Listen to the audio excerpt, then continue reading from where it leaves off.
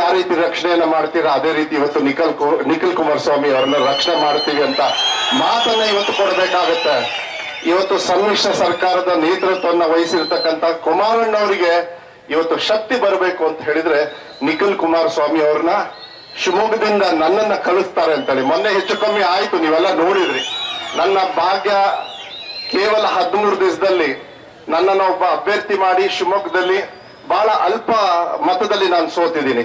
ಆದ್ರೆ ಶಿವಮೊಗ್ಗ ಕ್ಷೇತ್ರದ ಜನರು ಮುಂದಿನ ದಿನಗಳಲ್ಲಿ ನನಗನ್ಸುತ್ತೆ ಅಲ್ಲಿ ಸೋಲ್ಸಿರೋದ್ ಕಾರಣ ಏನು ಅಂತ ಹೇಳಿದ್ರೆ ನಿಖಿಲ್ ಅವ್ರ ಜೊತೆಗೆ ನೀವು ಪಾರ್ಲಿಮೆಂಟ್ಗೆ ಹೋಗಿ ಅಂತ ಹೇಳಿ ಏನೋ ವಿಶ್ವಾಸ ಇಟ್ಕೊಂಡಿದ್ದಾರೆ ಅಂತ. ಅದಕ್ಕೆ ತಮ್ಮಲ್ಲಿ ಮನವಿಯನ್ನ ಮಾಡ್ಲಿಕ್ಕೆ ಇಷ್ಟಪಡ್ತೀನಿ. ಇವತ್ತು ನಾಯಕರುಗಳನ್ನ ಸೃಷ್ಟಿ ಮಾಡಿರ್ತಕ್ಕಂಥ ಪಕ್ಷ ಯಾವ್ದಾದ್ರು ಇದೆ ಅದು ಸನ್ಮಾನ್ಯ ದೇವೇಗೌಡರ ನೇತೃತ್ವದ JDS ಪಕ್ಷ. ಇವತ್ತು ಅಂತ ನಾಯಕರು ಅವರ ಕುಡಿಯನ್ನ ಇವತ್ತು ನಿಮ್ಮ ಮಡಿಲಿಗೆ ಹಾಕಿದ್ದಾರೆ. ಚಪ್ಪಾಳೆ ಮೂಲಕ ನೀವು ವಿಶ್ವಾಸವನ್ನ ಕೊಡಬೇಕಾಗತ್ತೆ. ಇವತ್ತು ನಿಖಿಲ್ ಅವ್ರನ್ನ ಪಾರ್ಲಿಮೆಂಟ್ಗೆ ಕಳಿಸ್ತೀವಿ ಅಂತ ಹೇಳಿ ನಾನು ಹೆಚ್ಚು ಏನು ಮಾತಾಡೋದಕ್ಕೆ ಹೋಗೋದಿಲ್ಲ. ನೀವಾಗಿ ವಿಶ್ವಾಸ ಇದೆ. 23ನೇ ತಾರೀಕು ನಂದು 23ನೇ ತಾರೀಕು, ಅವ್ರದ್ದು 18ನೇ ತಾರೀಕು ಏಪ್ರಿಲ್.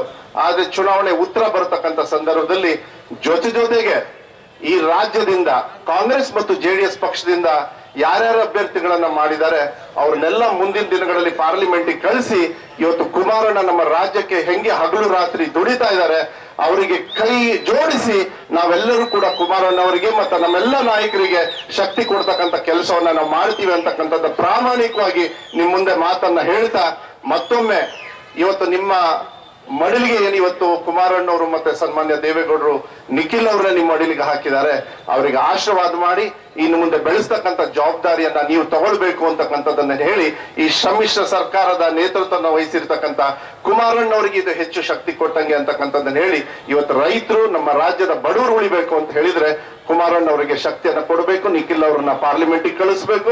ಶಿವಮೊಗ್ಗದಲ್ಲಿ ನನಗೂ ಕಳಿಸ್ತಾರೆ ಅಂತಕ್ಕಂಥದ್ದು ಒಂದು ವಿಶ್ವಾಸ ಇದೆ.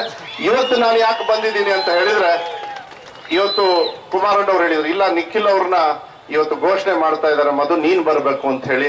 ನಾನು ಹೇಳಿದೆ ಆಯ್ತು, ನೀವೇನೋ ನಿಖಿಲ್ ಅವ್ರನ್ನ ಘೋಷಣೆ ಮಾಡ್ಬಿಡ್ತೀರಿ, ನನ್ನ ಕತೆ ಏನು ಅಂತ ಹೇಳಿದಾಗ ಸನ್ಮಾನ್ಯ ದೇವೇಗೌಡರು 17ನೇ ತಾರೀಕು ಶಿವಮೊಗ್ಗಕ್ಕೆ ಬಂದು ನಾನ್ ಮಾಡ್ತೀನಪ್ಪ ಅಂತ ಹೇಳಿದ್ದಾರೆ. ಇದು ನನ್ನ ಭಾಗ್ಯ. ನನ್ನ ಸ್ವಂತ ಅಣ್ಣನಕ್ಕಿಂತ ಹೆಚ್ಚಿನ ಪ್ರೀತಿಯನ್ನ ನನ್ನ ಅಣ್ಣ ಕುಮಾರಣ್ಣ ಅವರು ಕೊಟ್ಟಿದ್ದಾರೆ. ನನ್ನ ತಂದೆ ಸ್ಥಾನದಲ್ಲಿ ಇರ್ತಕ್ಕಂಥ ಸನ್ಮಾನ್ಯ ದೇವೇಗೌಡರು ನನ್ನನ್ನ ಆ ಶಕ್ತಿತ್ವವಾಗಿ ನಾಯಕರಾಗಿ ಬೆಳೆಸ್ತಾ ಇದ್ದಾರೆ. ಎಲ್ಲ JDS ಪಕ್ಷದ ನಾಯಕರುಗಳು, ಮಂತ್ರಿಗಳು, ಮತ್ತೆ ಎಲ್ಲ ಶಾಸಕರು, ಮಿತ್ರರು, ಎಲ್ಲ ವೇದಿಕೆ ಮೇಲೆ ಇರತಕ್ಕಂಥವ್ರು ಎಲ್ಲರೂ ಕೂಡ ಯಾವ್ದಕ್ಕೂ ನೀವು ಟೀಕಾ ಟಿಪ್ಪಣಿಗೆ ಏನು ಉತ್ತರ ಕೊಡೋದು ಬೇಡ.